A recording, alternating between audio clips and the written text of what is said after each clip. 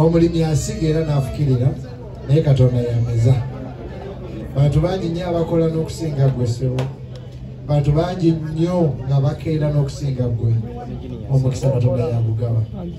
Anange balamusiza baganda bange mwenna, bannamawere mwenna, Mukama waffe yeebazibwe. Amiina. Naye temumuddamu. Amiina. Amavivi. Akayimba akabyakaga nti amavivi tegali. Okusooka okwebaza ebirungi by'okoledde muganda ffe Don amanyiddwa ennyo nga Skype.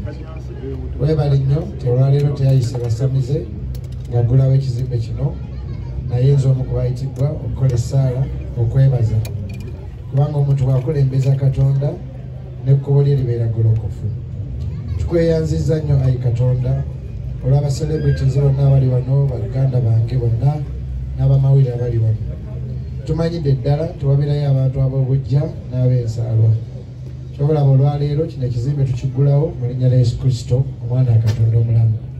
Tukweyanziza nnyo ayi Katonda nti omwana ono oba muto wange oba muganda wange yakeera ku makya n'afuna ekirowoozo. Lengera bw'okituusiza wano olunaku olwaleero. Bangi nnyo batandika ono tebatuukawo, era nga bwe njogedde, a farmer can plant seeds, can water seeds, but only God makes the seed to grow. Era Bayibuli kyeva egamba nti abeetoowaze Katonda alibasitula era akakkanya ab'amalala. Ayi Mukama olwaleero abalala basala enkoko ne basala embuzi ne bakwata omusaayi ne baguteeka mu bizimbe ebyo babeera bazimbye oba mmotoka ze baguze. Naye ffe olwaleero tuggulawo wano nga tetugenda kusala mbuzi wankwadde enkoko wabula omusaayi gwo Yesu Kristo.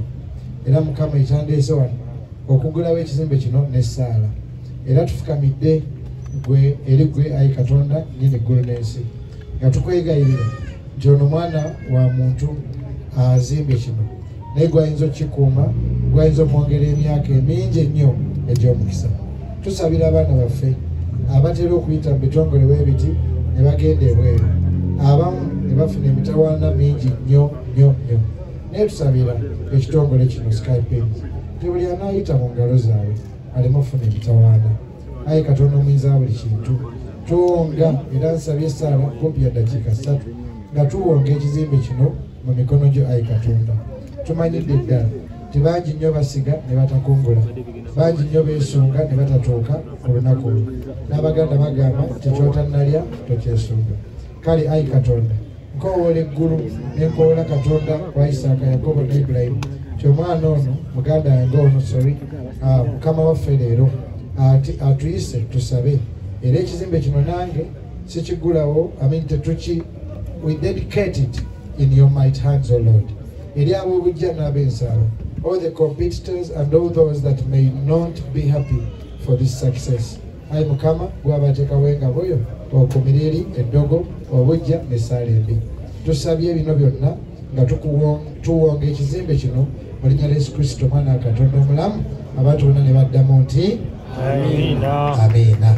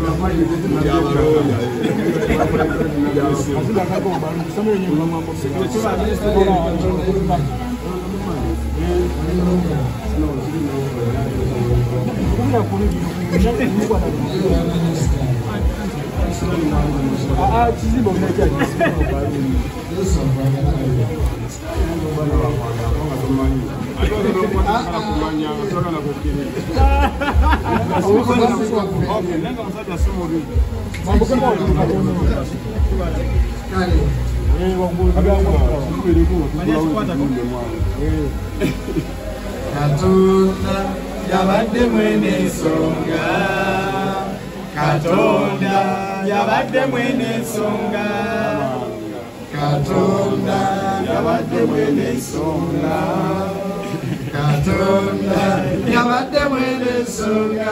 Kale ayi Mukama tugulawo ekizimbe kya Sky Queens mu linnya lya Yesu Kristo mwana wa Katonda. Abalala beesiga embalasi zaabwe, abalala beesiga eddogo, abalala beesiga sitaani, naye ffe twesize gwe Katonda yatonda eggulu n'ensi.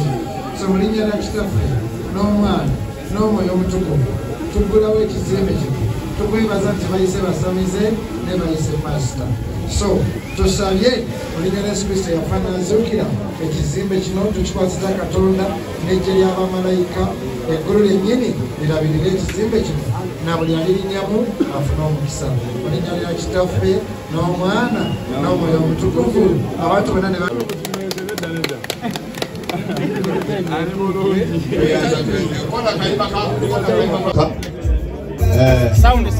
sound. Omuliro nga taliiwo naye nga nze wali agenda osiba wendi. Fulufiga yakuba mu Doni Kristo omuliro nti mwogeddeko bansibe. Naye nga Fulufiga yakansibisa eruzira. Doni, kwagala nnyo. Okusingira ddala, Sophie Love. Thank you. Webalebererawo Don Chris. Webale kumbererawo. Tomuddi nakubererawo onondabisa wanudde. Naye ze 10 ndi muniga sitya denja baako sente zompaayo. Kati nze kulaba baako sente zompaayo engasi. Oli musajja Muganda ndi Muganda. Payo sente kyenkuyinako kiggwe. Mutwalo siri malaya. Ebbanga lyoyimbidde tosobola kumpa mutwalo. Kati gugule ki? Gugule ki tomugiberako? Mutwalo 3. Thank you so much. Tomundi ya pushing oluyimba lwange. Lwaki omwoyo gw'okukabula munninya? Weyakola challenge n'enninya. This is my brother. Simba. Pulo. Buli ali wano buli mwagala wananjagadde ebyaddala. Agenda kubalaga nti sigenda kukoowa. So chini malafaka. Chori. Mara chidika kwa kwako. Kuna mkisa gwange. Yakuwa zenaloda. Ono omukyala muzikiriza njogere familia. Ya mukazi gwe nasoko sikana mu industry. Nanyamiriza neta na kyeyamba nangamba ezo zonna sitatize ninnyako gyeziri nnyako. Nanga namugoberera akoma mu mmotoka. Kale nkwagala nnyo wanzizamu amaanyi. Omanyi omuntu akuwadde $5,000,000 n'akuwadde omudaala ogw'engoye otunde oba omudaala gw'engoye yasinga. Meriba tekigambo kyewangamba nkitambuliddeko. Ebyaddala kyonyinza okugamba ndikyendi because of you. Oli mukopi naye oli wakami. Kakati bakyalibanga abali wano bannamawulire kati mwatamumanyi kyenzizaako. Era kugula omu Steve Kang eri kuyiika nga bina awe munyonyo. Sirimba bada we musobola okutakuba sibakaka ngenda kubayita